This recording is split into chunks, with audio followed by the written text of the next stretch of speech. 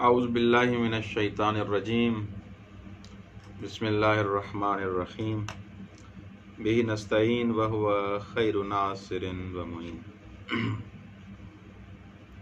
وصلی اللہ علی محمد وآلہ الطاہرین۔ آج کا ہمارا جو درس ہے وہ موجز فی اصول الفقہ میں ہے۔ جیسا کہ آپ جانتے ہیں کہ حوزہائے علمیہ خصوصاً پاک و ہند میں اور ایران میں یہ کتاب الموجز یہ پہلی کتاب ہے علم اصول میں جو آج کل پڑھائی جاتی ہے۔ یہ کتاب الموجز فی اصول الفقہ، ان کے مصنف، اس کتاب کے جو مصنف ہیں وہ حضرت آیت اللہ جعفر سبحانی حفظہ اللہ ہیں۔ الموجز فی اصول الفقہ در واقع یہ خلاصہ ہے آغا کی اس کتاب کا جو انہوں نے المفصل کے نام ہے، المفصل فی اصول الفقہ، اس کے مقابلے میں ہے الموجز فی اصول الفقہ۔ مفصل یعنی وہ تفصیلی ابحاث ہیں اس میں علم اصول کی، اور موجز یعنی وہی مختصر۔ پہلے حوزہ علمیہ نے آغا جعفر سبحانی کو یہ کہا تھا کہ آپ اصول فقہ کے بارے میں کوئی ایسی کتاب تدوین کریں جس کے حساب سے ہم وہ کتاب حوزہ علمیہ میں پڑھائیں بعنوان متن۔ تو انہوں نے المفصل کتاب لکھی۔ جیسے حوزہ علمیہ کے پاس وہ کتاب پہنچی، انہوں نے کہا کہ یہ کتاب تو بہت تفصیلی ہے، مختصر ہو تو ابتدائی حساب سے مفید رہے گی۔ تو جعفر سبحانی نے اس کے بعد الموجز فی اصول الفقہ کتاب لکھی۔ یہ در واقع خلاصہ ہے اس المفصل کا۔ یہ کتاب جیسا کہ میرا اپنا نظریہ بھی یہی ہے کہ جو روش اور طریقہ کار شہید باقر الصدر رحمۃ اللہ علیہ کا ہے وہی اپنانا چاہیے تو بہتر ہے، کیونکہ ایک ہی منہج سے، ایک ہی طریقے سے اگر انسان سلیبس کو پڑھے گا تو اس کا ذہن بھی ایک جگہ پر مرکوز رہے گا، متمرکز رہے گا، اور اس کو طالب علم کو کیٹیگریز کے حساب سے، لیول کے حساب سے وہ چیز سمجھ آئے گی۔ مثلا پرائمری کے حساب سے آپ کوئی کتاب پڑھتے ہیں تو جیسے آپ ہائی اسکول میں جاتے ہیں تو اس سے تھوڑا جو اپ گریڈ کتاب ہوگی وہ پڑھائی جاتی ہے، اور جیسے ہی آپ میٹرک پاس کر لیں گے تو انٹر فرسٹ ایئر میں آپ کو وہ کتاب پڑھائی جائے گی جو اس سے تھوڑا لیول کے حساب سے اوپر ہوگی۔ یعنی مرحلہ بمرحلہ یہ آپ کا علم تطور کے حساب سے تدریجاً بڑھے گا، اس کی لیول آرام آرام سے بڑھائی جائے گی، اور اس میں کوشش یہ کی جائے کہ ابتدا میں جو مطالب بیان کیے جائیں وہ ایسے ہوں جو مفہوم شناسی اور مفردات کے بیان کرنے کے حساب سے ہوں، جیسے شہید باقر الصدر رحمۃ اللہ علیہ نے حلقہ اولیٰ میں یہ کام انجام دیا ہے، اور پھر دوسرے مرحلے میں ان اصطلاحات کو کھولنا، تھوڑا واضح کرنا ان اصطلاحات کو، اور تیسرے مرحلے میں بالکل جو قانونی تفصیلی بحث ہے وہ کی جائے۔ تو ہمارے یہاں حوزہ علمیہ میں مثلاً پہلے موجز، اس کے بعد اصول مظفر، اور اس کے بعد مثلا رسائل، پھر کفایہ یا کہیں حلقہ ثالثہ، وہ ایک ہم آہنگی نہیں رہتی۔ بولے کہ مفید ہے، علماء ایسے ہی ان کتابوں کو پڑھتے آئے ہیں، لیکن میری ایک نظر ہے کہ انسان اگر پہلے مرحلے میں حلقہ اولیٰ اور دوسرے مرحلے میں حلقہ ثانیہ اور تیسرے مرحلے میں حلقہ ثالثہ پڑھے تو ایک اصول کا بہت اچھا دورہ ہے۔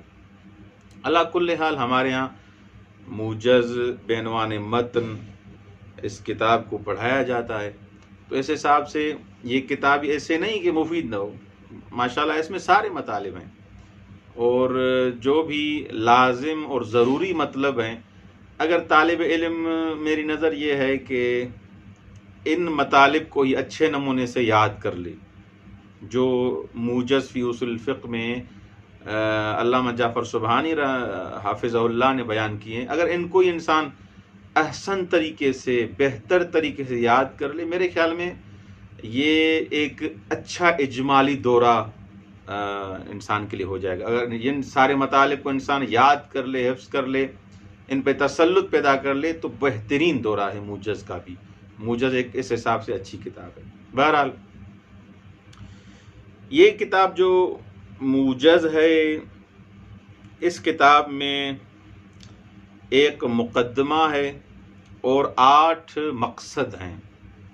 سیدھی سی بات ہے، آپ جب انڈیکس دیکھتے ہیں کسی بھی کتاب کی یا فہرست کی، تو اس میں مثلا اس فہرست میں لکھا ہوتا ہے کہ اس کتاب میں کون سی ابحاث بیان کی جائیں گی۔ تو اس کتاب میں بھی ایک مقدمہ ہے اور 8 مقصد ہیں، اور جو مقدمہ ہے اس کے خود 12 امر ہیں۔ وہ مقدمہ 12 امور پر مشتمل ہے جن کا جاننا ضروری ہے۔ اگر وہ نہیں جانے گا تو وہ مقاصد انسان کو سمجھ میں نہیں آئیں گے۔ اس کتاب کا جو پہلا مقصد ہے، المقصد الاول سے آپ جیسے وارد ہوں گے، وہ بحث اوامر کے بارے میں، البتہ مقدمے کی بحث کے بعد جو آج ہم پڑھیں گے۔ مقدمے کی ابحاث کرنے کے بعد آپ پہلے مقصد میں جب وارد ہوتے ہیں تو پہلا مقصد جو ہے وہ اوامر کے بارے میں ہے، اور خود اوامر، امر کی جو بحث ہے، امر کی جمع اوامر ہے، اس کی خود 9 فصلیں ہیں۔ اس کے ایسے سمجھیں 9 جو ہیں چیپٹر ہیں۔ دوسرا جو مقصد ہے وہ نواہی کے بارے میں، اس کی بھی 9 فصلیں ہیں۔ یہ فقط میں فہرست وار آپ کے محضر میں بیان کر رہا ہوں تاکہ آپ کو پتہ چل جائے کہ اس کتاب میں کیا کیا ہے۔ اور تیسرا جو مقصد ہے وہ مفہوم کے بارے میں۔ آپ نے سنا ہوگا مفہوم شرط، مفہوم وصف، مفہوم غایت، وہی مفاہیم، مفہوم کی جمع مفاہیم ہے، وہ تیسرے مقصد میں بیان کیا جائے گا۔ اس میں بھی 5 امر ہیں اور 3 فصول ہیں، 3 فصلیں ہیں۔ چوتھا جو مقصد ہے اس میں عام و خاص کی بحث ہے، عموم و خصوص کی بحث ہے۔ اس میں بھی 8 فصلیں ہیں، عام کسے کہتے ہیں، خاص کسے کہتے ہیں، اس کے بارے میں بحث ہے۔ اور 5واں جو مقصد ہے وہ مطلق اور مقید کے بارے میں ہے، مجمل اور مبین کے بارے میں ہے۔ اس میں بھی تقریباً 6 فصلیں ہیں۔ اور مقصد سادس یا مقصد ششم وہ حجت کے بارے میں ہے اور امارات کے بارے میں ہے۔ تقریباً وہ اس میں بھی 3 مقامات کے حساب سے آگاہ گفتگو کرتے ہیں، المقام الاول، المقام الثانی، المقام الثالث، اس انداز سے بحث کرتے ہیں۔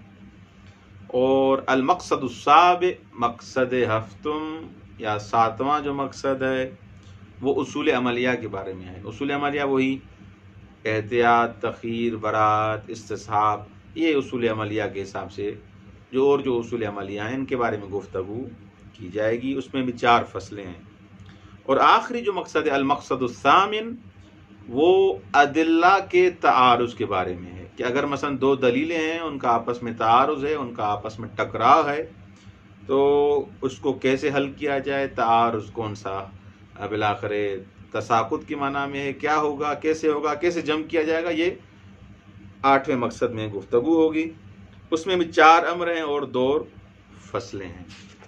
تو یہ 8 مقصد ہیں اس کتاب الموجز کے، ایک مقدمہ ہے۔ اچھا، یہ المقدمہ یعنی مقدمہ، یہ خود اس کے بارے میں عرض کروں، اس میں 12 امور کے بارے میں بحث کی جائے گی۔ مقدمہ یعنی آپ جب یہ کتاب پڑھیں گے اس کے ابتدا میں ہی مقدمہ ہے۔ یہ مقدمہ جو ہے اس کے 12 امور کے بارے میں گفتگو کی جائے گی۔ سب سے پہلا جو امر ہے وہ، جیسا کہ آپ جانتے ہیں کوئی بھی علم ہو اس کی علم کی تعریف کی جاتی ہے۔ تو پہلے امر میں، مقدمے کے پہلے امر، 12 امور میں سے پہلے امر میں علم اصول کی تعریف، علم اصول کا موضوع، علم اصول کی غایت، ان کے بارے میں پہلے امر میں گفتگو کی جائے گی۔ علم اصول کی تعریف کیا ہے، علم اصول کا موضوع کیا ہے، علم اصول کی غایت کیا ہے۔ اچھا، اس کے بعد میں جو دوسرا امر ہے وہ مباحث اصول کی تقسیم بندی ہے پارٹیشن ہے، تقسیم کر رہے ہیں کہ علم اصول کی جو ابحاث ہیں ان کو تقسیم کیا جا سکتا ہے دو ابحاث میں، بحث اصول لفظی، بحث اصول عقلی، مباحث لفظیہ اور مباحث عقلیہ۔ اچھا، تیسرا جو امر ہے مقدمے میں وہ ہے وضع کی حقیقت، وضع کی اقسام، وضع شخصی، وضع نوعی، وضع تعینی، وضع تعینی، خوب اس کے بارے میں گفتگو ہوگی تیسرے امر میں۔ اور چوتھا امر جو مقدمے میں ہے وہ ہے دلالت کے بارے میں، کہ دلالت تصوری کیا ہوتی ہے، دلالت تصدیقی کی کیا ڈیفینیشن ہے، اس کے بارے میں گفتگو ہوگی۔ پانچواں جو امر ہے وہ حقیقت اور مجاز کے بارے میں گفتگو ہے، حقیقت کی کیا تعریف ہے، مجاز کی کیا تعریف ہے۔ اور چھٹے امر میں حقیقت اور مجاز کی علامات کون سی ہیں، کہ مثلا انسان حقیقت اور مجاز کو پہچاننا چاہے تو اس کی کون سی علامات ہیں، وہ گفتگو ہوگی اس مقدمے کے چھٹے نمبر امر میں۔ ساتواں جو امر ہے، امر سادس، وہ اصول لفظیہ کے بارے میں گفتگو ہے۔ اصول لفظیہ جو انسان اصول فقہ میں استعمال کرتا ہے اس میں سے ایک اصول لفظیہ ہے۔ اصول لفظیہ کسے کہتے ہیں اور کیا ہے، اور اصالت مثلا کون سی مراد ہے وہاں پر۔ آٹھواں امر اشتراک، ترادف، اور ان کے بارے میں کیا ممکن ہے یا واقع ہو سکتے ہیں، نہیں ہو سکتے، اس کے بارے میں گفتگو ہوگی۔ اور نواں جو امر ہے جو بہت اہم بحث ہے، ایک لفظ کو آپ کئی معانی میں استعمال کر سکتے ہیں، یعنی کئی معناؤں میں استعمال ایک لفظ کو انسان کر سکتا ہے یا نہیں کر سکتا، اس کے بارے میں نویں امر میں گفتگو کی جائے گی۔ دسویں امر میں حقیقت شرعیہ اور متشرعہ کسے کہا جاتا ہے اور اس کا فائدہ کیا ہے، اگر وہ ہم گفتگو کریں تو اس کا کیا ثمرہ کیا ہے۔ 11واں جو ہے وہ یہ اسماء عبادات، یہ صلاۃ، یہ صوم، یہ صحیح کے لیے وضع کیے گئے ہیں یا صحیح اور یا عام کے لیے وضع کیے گئے ہیں، یعنی فاسد اور صحیح دونوں کو۔ مثلا انسان اگر غلط نماز بھی پڑھے اس کو نماز کہا جائے گا نہیں کہا جائے گا، اس کو صلاۃ کہا جائے گا نہیں کہا جائے گا، اس حساب سے۔ بہرحال یہ 11ویں نمبر میں بحث ہوگی۔ اور 12واں جو امر ہے اس مقدمے کا آخری جو عنوان اور امر ہے وہ ہے مشتق کی حقیقت، مشتق کسے کہتے ہیں اور اس میں آیا اصول کا کیا فائدہ ہے، کیوں بحث کرتے ہیں مشتق کے بارے میں، اس کے بارے میں 12ویں امر میں ہم گفتگو کریں گے۔ اچھا، آتے ہیں ہم پہلے امر کی طرف۔ پہلے امر میں علم اصول کی تعریف ہے، جیسے میں نے بیان کیا، علم اصول کا موضوع ہے، علم اصول کی غایت ہے، مقصد ہے۔ تعریف و علم الاصول، موضوع و علم الاصول، و غایت و علم الاصول، ان تین چار چیزوں کے بارے میں امر اول میں گفتگو ہوگی۔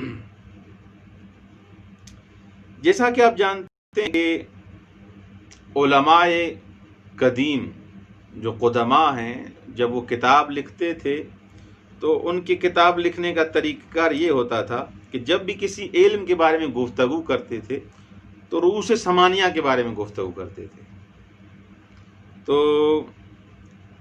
ایک اجمالی خاکہ جن خاص بنیادوں پر وہ علم موقوف ہوتا ہے، وہ بنیادیں ہوتی ہیں اس علم کی، تعریف، موضوع، غایت، مثلا یہ جو چیزیں ہوتی ہیں 8، ان کو بیان کرتے تھے، اور بیان کرنا ضروری بھی ہے، پتہ تو چلے بالآخر اس علم کی بنیادیں کس چیز پر ہیں یا کون سی بنیادیں ہیں۔ یعنی ایک اجمالی اس علم کے بارے میں تعارف بیان کرتے تھے، اور اس کے بعد اس علم کی اہمیت، مثلا ابھی ہم علم اصول پڑھ رہے ہیں یا علم فقہ اگر ہم پڑھیں تو ان کو پڑھنے کا، ان کو درک کرنے کا، ان کو سمجھنے کا کیا فائدہ ہے، اس کے بارے میں علماء گفتگو کرتے تھے۔ تو اس حساب سے 3 چیزیں ہم رؤوس ثمانیہ سب کو تو بیان نہیں کرتے، 3 چیزیں بالآخر ضروری ہیں، ان کا بیان کرنا ناگزیر ہے۔ ایک تو علم کی تعریف، علم کی کیا تعریف ہے، یعنی وہ علم جو آپ پڑھ رہے ہیں، اصول پڑھ رہے ہیں، فقہ پڑھ رہے ہیں، نحو پڑھ رہے ہیں، صرف میر پڑھ رہے ہیں، جو بھی کوئی بھی موضوع پڑھ رہے ہیں، بلاغت، جو بھی علم آپ پڑھ رہے ہیں، رجال پڑھ رہے ہیں، نحو پڑھ رہے ہیں، اصول پڑھ رہے ہیں، اس علم کی تعریف کریں، اس کی ڈیفینیشن کریں، اس علم کی کیا تعریف ہے۔ اچھا، اس علم کا موضوع بیان کریں کہ مثلا اس علم میں ہم ان مسائل کے بارے میں گفتگو کریں گے کہ یہ جو مسائل ہیں، یہ سارے مسائل، ان کی محوریت یہ چیز ہے۔ مثلا جیسے نحو میں آپ کہتے ہیں موضوع الکلمۃ والکلام، علم نحو کا موضوع آپ سارے مسائل، یہ مرفوعات، یہ منصوبات، یہ فاعل مرفوع ہوتا ہے، مبتدا خبر مرفوع ہیں، مثلا ان کا ایسے منصوب ہوتا ہے، یہ سارے جو مسائل وہاں پر مطرح کرتے ہیں، ان سارے مسائل جو محوریت ہے وہ کلمہ اور کلام ہے۔ تو بالآخر ہر علم کا کیا ہوتا ہے؟ موضوع ہوتا ہے، اس موضوع کے ارد گرد سارے مسائل طواف کر رہے ہوتے ہیں، اس دائرے میں ہی ہوتے ہیں، یعنی وہ عنوان جو دیا جاتا ہے وہ سارے مسائل جو ہیں اس عنوان کے ارد گرد کر رہے ہوتے ہیں۔ تو موضوع ایسا ہو جو جامع ہو، اور جو مسائل اس علم میں مطرح ہوں گے وہ اس حساب سے ایسے نہ ہو کہ موضوع ایک ہو اور آپ مسائل کوئی دوسرے بیان کر رہے ہیں، ان کے موضوع نہ شد دیے۔ اچھا، تیسری جو بحث کی جاتی ہے کسی علم کی ابتدا میں پڑھنے سے پہلے، اس علم کا فائدہ، میں جو یہ علم اصول پڑھ رہا ہوں تو مجھے کیا ملے گا، میں جو اپنا اتنا وقت صرف کر رہا ہوں، خاص کر کے حوزہ علمیہ میں، یہ اصول فقہ اور موجز اور رسائل، کفایہ، حلقات، یہ سارے علوم پر ساری کتابیں یہ علم اصول کے بارے میں، اور اس کے بعد درس خارج میں بھی انسان اگر وقت ملے تو 7-8 سال اس میں صرف کر دیتا ہے علم اصول میں، تو بالآخر اس علم اصول کا مجھے کیا فائدہ ہوگا۔ تو ابتدا میں ان 3 امور کے بارے میں گفتگو ضرور ہوتی ہے، جو بھی علم آپ پڑھیں گے ان امور کے بارے میں گفتگو ہونی ہی ہے، ناگزیر ہے۔ اس علم کی تعریف، اس علم کا موضوع، اور موضوع کیا ہے، اور اس علم کے پڑھنے کا فائدہ اور ثمرہ کیا ہے۔ اچھا، اس علم میں یعنی اس کتاب میں علم کی فعلاً گفتگو، علم کی بحث کریں گے تو وہ وسیع تر ہو جائے گی۔ ہمارے ہاتھ میں جو ابھی کتاب ہے وہ ہے الموجز فی اصول الفقہ۔ انہوں نے بھی ان 3 امور کے بارے میں گفتگو کی ہے، یعنی علم اصول فقہ کی تعریف، اور علم اصول فقہ کا موضوع، علم اصول فقہ کا فائدہ، پڑھنے کا کیا فائدہ ہے، کون سے مسائل میرے حل ہوں گے، کون سی میری مشکلات اور معضلات یہ علم اصول حل کرے گا، کہاں کہاں مجھے فائدہ دے گا۔ اچھا، اب دیکھیں ہم کیا پڑھ رہے ہیں ابھی، علم اصول فقہ، اصول الفقہ، درست، الموجز فی اصول الفقہ ہے، اصول الفقہ، اصول مضاف، فقہ مضاف الیہ، خوب، یہ اصول الفقہ یہ مرکب ہے کلمہ اصول اور فقہ سے، درست۔ اچھا، یہ جب ہم کہتے ہیں اصول الفقہ تو سیدھی سی بات ہے فقہ کا بھی مجھے پتا ہو، فقہ کسے کہتے ہیں، جو اصول فقہ جو آپ کہہ رہے ہیں تو فقہ کا بھی پتا ہو نا مجھے، اس کا بھی علم ہونا میرے لیے ضروری ہے، اس کا بھی میں عالم ہوں کہ فقہ کسے کہا جاتا ہے، اس کی ڈیفینیشن بھی ہوگی، تاکہ اگر ایک ترکیب میں سے ایک جز کی آپ تعریف کریں گے، ایک جز کی ڈیفینیشن کریں گے، دوسرے کی نہیں کریں گے تو آپ تعریف کیا ہو جائے گی، ادھوری رہ جائے گی۔ تو بالآخر ان مفردات کو، ان مفاہیم کو آپ بالآخر جانیں، ان کی معرفت ضروری ہے۔ اصول الفقہ جب کہا جاتا ہے تو اصول کی معرفت ہو تو فقہ کی بھی معرفت ہو، کہ فقہ کسے کہا جاتا ہے، اصول کسے کہا جاتا ہے۔ اچھا، تو ہم اصول سے پہلے، کیونکہ ہمارا موضوع ہے ہی اصول فقہ، تو اس کے بارے میں بعد میں وارد ہوتے ہیں، پہلے فقہ کے بارے میں جانتے ہیں کہ اصول الفقہ یعنی فقہ کے جو اصول اور قوانین ہیں، تو یہ فقہ ہے کیا۔ سب سے پہلے فقہ کی تعریف کریں ہم، جس کے اصول اور قوانین بیان کیے جا رہے ہیں، تو پہلے فقہ کے بارے میں ہم جانیں کہ یہ خود فقہ ہے کیا۔ اچھا، فقہ جو ہے لغت میں، الفقہ فی اللغت الفہم، فقہ لغت میں فہم کو کہتے ہیں، سمجھنے کو، الفقہ یعنی سمجھنا، فہم، یہ فقہ کا لغوی معنی ہے. جیسے سورہ توبہ کی آیت نمبر 122 وَلَوْلَا نَفَرَ مِن كُلِّ فِرْقَةٍ مِّنْهُمْ طَائِفَةٌ لِيَتَفَقَّهُوا فِي الدِّينِ. لِيَتَفَقَّهُوا فِي الدِّينِ. لِيَتَفَقَّهُوا کا مادہ جیسے کہ آپ جانتے ہیں سب، یہ فقہ والا مادہ ہے، اور یہاں پر وہی فقہ لغوی مراد ہے. تفقہ دین میں یعنی دین کے بارے میں سمجھ بوجھ، دین کی معرفت. اچھا، البتہ یہاں پر جو فقہ ہے مثلا وہ سارا دین کے بارے میں سمجھنا، وہ مسائل اعتقادی بھی ہو گئے، فروعات بھی ہو گئے، اصول دین بھی ہو گئے، سارے مسائل کا سمجھنا ضروری ہے. ایک علاقے میں سے، ایک منطقے میں سے کچھ افراد آئیں جو دین میں تفقہ کریں، دین کی سمجھ بوجھ اور معرفت حاصل کریں، اور پھر واپس جائیں اپنے علاقے میں، ان لوگوں کو سمجھائیں اور معارف سے آگاہ کریں. خوب، یہاں لیتفقہ وہی فقہ یعنی وہی سمجھنا، معرفت دین، دین کا سمجھنا، اس میں سب شامل ہیں. یہ فقہی حساب سے میں نے معنی کیا. لیکن علماء جو ہے علم اصول، علم فقہ کی جو تعریف کرتے ہیں، یا علماء فقہ یا فقیہ جسے کہیں آپ، جو اس فن میں ماہر ہیں، وہ حقیقت میں جو علم فقہ کی تعریف کرتے ہیں وہ لمبی چوڑی میں نہیں یہاں پر بیان کرنا چاہتا کہ ان قیل اور قلت کے بارے میں ہم گفتگو کریں گے، سارا اس کے بارے میں 4-5 جلسے اور دروس لگ جائیں گے. دیکھیں، فقہ وہی احکام شرعی کا علم ہے. فقہ یعنی احکام شرعی کا علم اور حلال اور حرام کو جاننا، یہ بالکل اجمالی تعریف ہے. احکام شرعی کا علم اور حلال اور حرام کو جاننا. اچھا، یہ الموجز میں جو تعریف کی گئی ہے فقی، وہ وہی عیناً وہی تعریف ہے جو صاحب معالم نے کتاب معالم الدین میں ذکر کی ہے. تو کہیں اور جگہ ڈھونڈنے کی ضرورت نہیں، وہی معالم الدین تعریف آغا جعفر سبحانی نے یہاں پر کی ہے. اچھا، کیا تعریف کی ہے؟ هو العلم بالاحکام الشرعیۃ الفریہ عن ادلتہ التفصیلیہ. یعنی علم ہے احکام شرعیہ کا. فقہ کسے کہتے ہیں؟ علم احکام شرعیہ فریہ کا تفصیلی دلائل کے ساتھ. ہو یعنی شرعی فرعی یہ قیودات ہیں، کیونکہ جو بھی آپ تعریف پڑھتے ہیں، جو بھی تعریف ہوتی ہے کسی علم کی، اس میں جو الفاظ استعمال ہوتے ہیں، جو قیدیں استعمال ہوتی ہیں، جو قیود استعمال ہوتی ہیں، وہ قیود احترازی ہوتی ہے. یعنی وہ قید جو اس علم کی ڈیفینیشن میں تعریف میں استعمال ہوئی ہے، یعنی وہ قید دروا کے اس قید سے ہم کسی چیز کو خارج کر رہے ہوتے ہیں، احتراز کر رہے ہوتے ہیں کہ یہ اس علم میں ہے، دوسرے میں نہیں ہے.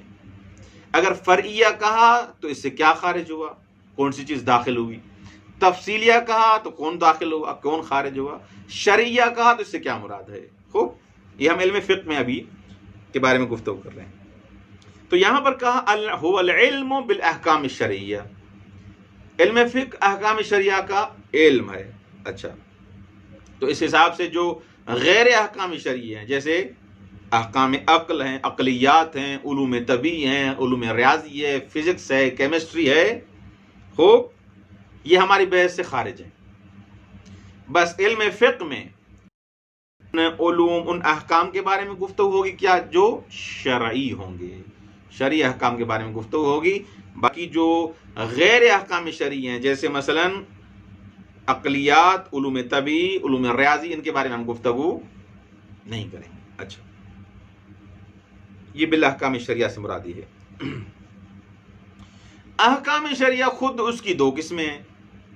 آپ جب کوئی شریعت کی کتاب اٹھائیں گے، اس کی 2 قسمیں، ایک ہے اصول عقائد اور دوسرے ہیں کیا؟ دستورات عملی. خوب، وہ جو عملی حساب سے ہمیں احکام جو ہمیں بتائے گئے ہیں، وہ یعنی احکام اور عقائد، آسان لفظوں میں خود شریعت، احکام شریعت 2 اس کی قسمیں ہیں، ایک اصول دین، اصول عقائد، اور دوسرے دستورات عملی. اچھا، یعنی کیا کرنا چاہیے، کیا نہیں کرنا چاہیے، میرا کیا وظیفہ ہے عملی، خداوند متعال نے مجھ پر کیا واجب قرار دیا ہے، کون سی چیزیں میرے لیے حرام ہیں، کون سی مکروہ ہیں، کون سی مباح ہیں، یہ یعنی اچھا احکام شرع بھی دو قسم کے. یہ ہو گیا علم بالاحکام الشرعیہ. احکام شریعہ سے کون خارج ہوا یہ ہم نے بیان کیا. پھر قید آئی ہے اس تعریف میں الفرعیتو. الفرعیتو میں یہاں پر دروا کے اس چیز کو بیان کیا جا رہا ہے کہ فقہ اصطلاحی جس کے بارے میں ہم گفتگو کر رہے ہیں وہ فقط دستورات عملی کے بارے میں گفتگو ہے، فقط احکام کے بارے میں گفتگو ہے. اچھا یعنی احکام میں شرعیات تک اصول عقائد بھی شامل تھے، لیکن جیسے ہی فرعیہ کہا تو یہاں پر فقط دستورات عملی، باید و نباید، کیا کرنا ہے کیا نہیں کرنا، اصول عقائد اور اصول دین یہاں سے خارج ہو گئے. اچھا اصول عقائد پھر وہاں ان کی بحث جو ہے یعنی عقیدے کی بحث جو ہے وہ اس فقہ میں اس کی گفتگو نہیں کی، حالانکہ اس کو فقہ اکبر بھی کہا جاتا ہے، لیکن اس فقہ میں فقہ مصطلح میں ان کی بحث نہیں کی جاتی، بلکہ ان ابحاث کو علوم کے حساب سے علم کلام، علم فلسفہ میں گفتگو کی جاتی ہے کہ خداوند متعال کے بارے میں کیسا عقیدہ ہونا چاہیے، توحید کیا ہے، توسل کیا ہے، شرک کیا ہے، نبوت کے بارے میں ہمارا کیا عقیدہ ہے، امامت کے بارے میں کیا عقیدہ ہے، اس پر کیا ادلہ ہیں. یہ گفتگو کہاں پر ہوگی؟ علم کلام میں. علم فقہ میں اس کی گفتگو نہیں ہوگی. علم کلام وہی فقہ اکبر ہے. لیکن یہاں پر جو فقہ جب بحث ہوگی علم اصطلاحی حساب سے وہ باید و نباید، کیا کرنا ہے کیا نہیں کرنا، یعنی احکام کے بارے میں گفتگو ہے، کسی دوسری چیز کی گفتگو نہیں ہے. اچھا تیسرا جو نقطہ ضروری ہے سمجھنا وہ یہ ہے کہ یہ جو تعریف کی گئی ہے هو العلم بالاحکام الشرعیۃ الفرعیہ، یہ بھی در واقع اس حساب سے جو ادلت تفصیلیہ کہا گیا ہے. ادلت تفصیلیہ کیوں کہا گیا؟ احکام شرعیہ کا علم تو مجھے ہو فقہ میں، فرعیہ کا کیونکہ تاکہ وہ اصول عقائد وغیرہ نکل جائیں. یہ ادلت تفصیلیہ کا لفظ کیوں آیا؟ اس پر توجہ کیجیے گا. دیکھیں انسان یا تو درجہ اجتہاد تک پہنچ جائے، خود احکام کو حاصل کرنے کی توانائی، استعداد اس میں آ جائے، اسے کہتے ہیں کیا؟ مجتہد. انسان میں جب خود صلاحیت آ جائے کہ وہ خود حکم شرعی کو اخذ کر سکتا ہے ان روایات سے، قرآن سے، ان اسلوب کے ساتھ جو قوانین موجود ہیں، قدرت استنباط انسان کو حاصل ہو جائے احکام دین کو حاصل کرنے کے حساب سے، منابع اور متون دینی سے، تو اس حساب سے وہ اپنا مسئلہ سمجھ سکتا ہے اور اگر مرجع بن جائے تو فتویٰ صادر کر سکتا ہے. لیکن انسان اگر مجتہد نہیں ہے، یہ تو مجتہد ہے، مجتہد اس مقام تک پہنچ گیا، لیکن جو انسان مجتہد نہیں ہے، درجہ اجتہاد تک نہیں پہنچا، بلکہ وہ کیا ہے؟ مقلد ہے، تقلید کرنے والا ہے.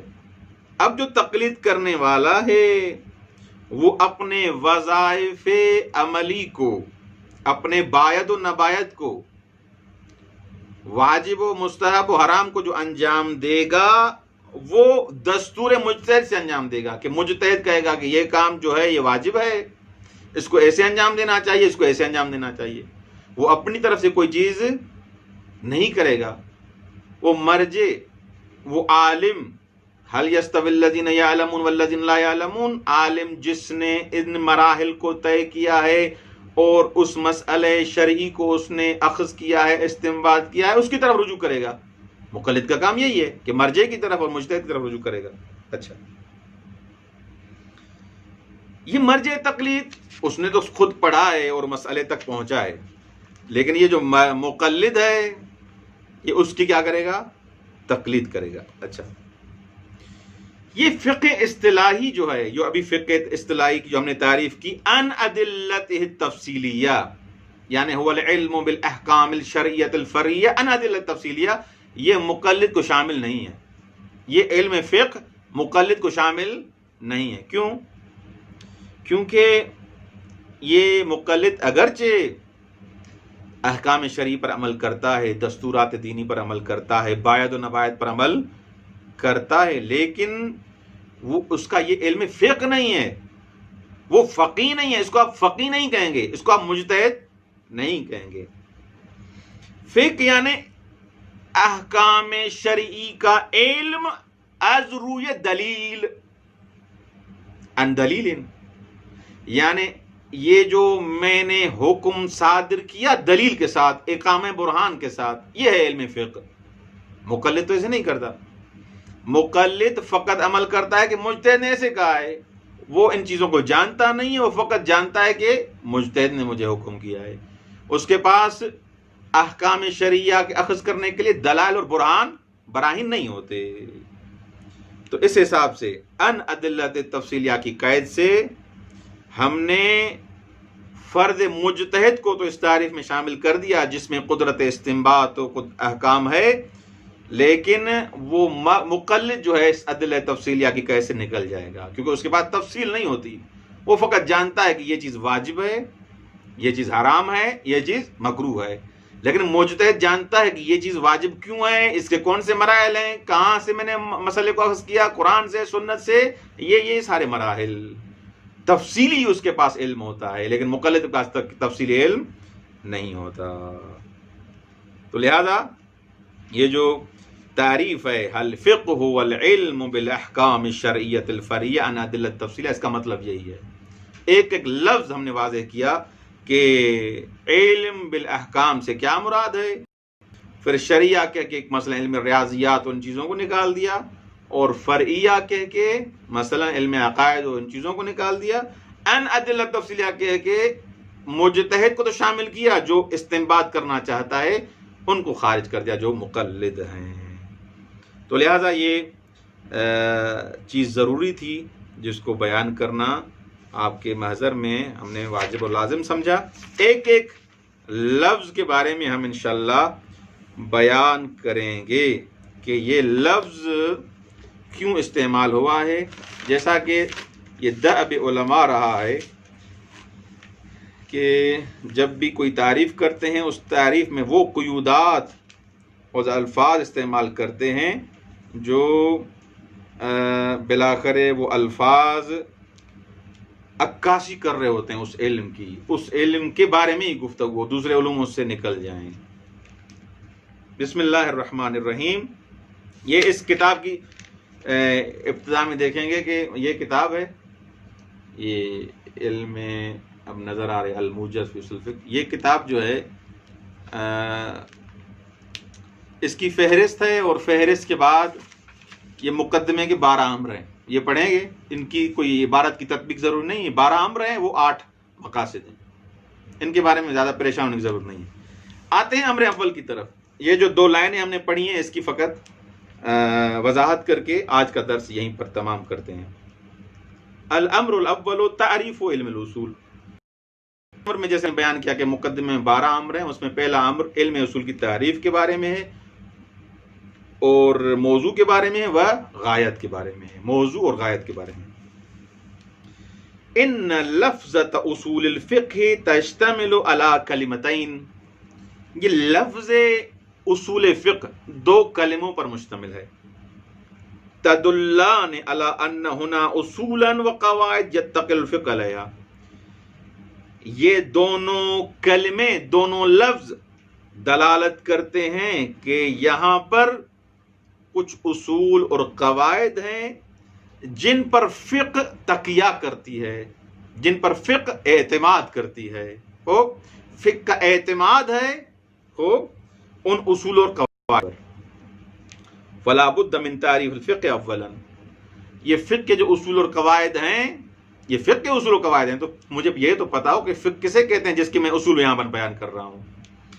اس لیے کہہ رہے ہیں فلا بد من تعریف الفقہ اولا. بس ضروری ہے کہ ہم فقہ کی پہلے تعریف کریں، ثم تعریف اصول ہی ثانیا. پہلے ہم فقہ کی تعریف کریں، اس کے بعد ہم اس فقہ کے اصول کے بارے میں تعریف کریں. یعنی پہلے علم فقہ کی تعریف، اس کے بعد علم اصول فقہ کی تعریف. اچھا، الفقہ علی ما هو المعروف فی تعریفہ هو العلم بالاحکام الشرعیۃ الفرعیۃ عن ادلۃ تفصیلیہ.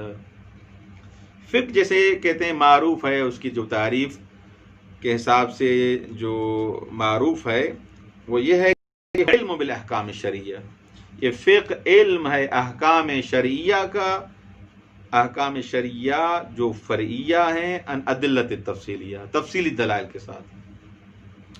فخرج بقید الشرعیہ العقلیہ، جیسے ہم نے بیان کیا شرعیہ کی قید سے خارج کیا کس کو؟ علوم عقلی کو. علوم عقلی سے یہاں پر بحث نہیں ہوگی. اور فرعیہ کی قید سے خارج کیا گیا کس سے؟ اعتقادی مسائل کو. خوب، مسائل اصولیہ کو خارج کیا. اچھا، وبالتفصیلیت، جب تفصیل آگے قید لگائی اس سے خارج کیا کس کو؟ علم مقلد بالاحکام، وہ عالم جو احکام کا عالم ہے فقط کہ مثلا یہ چیز واجب ہے یہ چیز حرام ہے، اس کو خارج کیا. یعنی مقلد کے بارے میں یہاں گفتگو نہیں ہوگی، مقلد اس تعریف میں شامل نہیں ہے. فإنه وإن كان عالما بالاحکام، یہ اگرچہ احکام کا عالم ہے، یہ مقلد جانتا ہے کون سی چیز واجب ہے کون سی مستحب ہے، لیکنہ لا ان دلیل تفصیلی، جانتا ہے لیکن تفصیلی دلیل اس مقلد کے پاس نہیں ہے. بالطبع دلیل اجمالی، بلکہ دلیل اجمالی کے حساب سے وہ جانتا ہے. وہ حجیت الرأی المجتہد فی حقہ، اتنا جانتا ہے، اجمالی حساب سے اتنا جانتا ہے کہ مجتہد جو میرے بارے میں بیان کر رہا ہے اس کی رائے میرے لیے حجت ہے. فی حق ہی یعنی فی حق المکلف یا فی حق المقلد، مقلد اتنا جانتا ہے علم اجمالی سے کہ یہ مجتہد نے میرے لیے احکام یہ بیان کیے ہیں، توضیح المسائل یا رسالہ عملیہ جو لکھا ہے، یہ اس کا کہنا میرے لیے کیا ہے؟ ضروری ہے، اس پر عمل کرنا جو انہوں نے فتویٰ صادر کی. وَأَمَّا الْمُجْتَهِدُ فَهُوَ عَالِمٌ بِكُلِّ حُکْمٍ عَنْ دَلِيلِ خاص. تو فرق کیا ہوا مجتہد کا اس عام مقلد سے؟ فرق یہ ہے کہ مجتہد فَهُوَ عَالِمٌ، وہ عالم ہوتا ہے بِكُلِّ حُکْمٍ، ہر حکم سے، عن دلیل خاص، ہر حکم کا عالم ہوگا بدلیل الخاص، لا بدلیل مثلا اتباعی او طبعی او اجمالی. یعنی جو مقلد ہے اس کے پاس دلیل اجمالی ہے، علم اجمالی ہے، دلیل تفصیلی نہیں ہے اس کے پاس. وہ اتنا جانتا ہے کہ مجتہد کی بات ماننا میرے لیے ضروری ہے. لیکن جو مجتہد ہوتا ہے اس کے پاس ہر علم کے، ہر بات کے لیے، ہر مسئلے کے لیے کیا ہوتی ہے؟ دلیل خاص ہوتی ہے. تو اس حساب سے یہ علم فقہی تعریف ہم نے بیان کی، اور انشاءاللہ کل سے ہم بیان کریں گے کہ اصول کی کیا تعریف ہے، اصول کا موضوع کیا ہے، غایت اصول کیا ہے. والسلام علیکم ورحمۃ اللہ وبرکاتہ.